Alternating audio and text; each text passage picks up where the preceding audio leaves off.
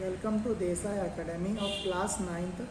Today we are discussing about centripetal force and centrifugal force. ನಾವು ಏನು study ಮಾಡಬೇಕಪ್ಪ ಅಂತಂದ್ರೆ ಇವತ್ತಿನ ಟಾಪಿಕ್ ಒಳಗೆ ಏನದಪ್ಪ ಅಂದ್ರೆ ಒಂದು ಸೆಂಟ್ರಿಪಿಟಲ್ ಫೋರ್ಸ್ ಅಂತ ಕರಿತೀವಿ, ಇನ್ನೊಂದು ಏನು ಕರಿತೀವಿ ಸೆಂಟ್ರಿಫ್ಯೂಗಲ್ ಫೋರ್ಸ್ ಅಂತ ಕರಿತೀವಿ.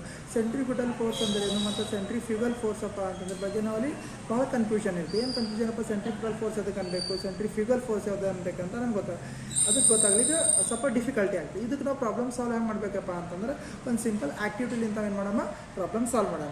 ಸೊ ಏನಾಗದಪ್ಪ ಅಂತಂದ್ರೆ ನಾವಿಲ್ಲಿ ಒಂದು ಆಬ್ಜೆಕ್ಟ್ ತೊಗೊಂಡಿದ್ದೀವ. ಈ ಆಬ್ಜೆಕ್ಟಿಗೆ ಏನು ಮಾಡಿದ್ದೀವಪ್ಪ ಅಂತಂದ್ರೆ ನಾವಿಲ್ಲಿ ಒಂದು ಥ್ರೆಡ್ ಏನು ಟೈ ಅಪ್ ಮಾಡಿದ್ದೇವೆ. ಟೈ ಅಪ್ ಮಾಡಿ ಏನು ಮಾಡೋಣಪ್ಪ ಅಂತಂದ್ರೆ ನಾವಿಲ್ಲಿ ಹಿಂಗೆ ಏನು ಮಾಡೋಣ, ಸರ್ಕ್ಯುಲರ್ ಮೋಷನ್ ಒಳಗೆ ಏನು ಮಾಡೋಣ, ರೊಟೇಷನ್ ಮಾಡೋಣ.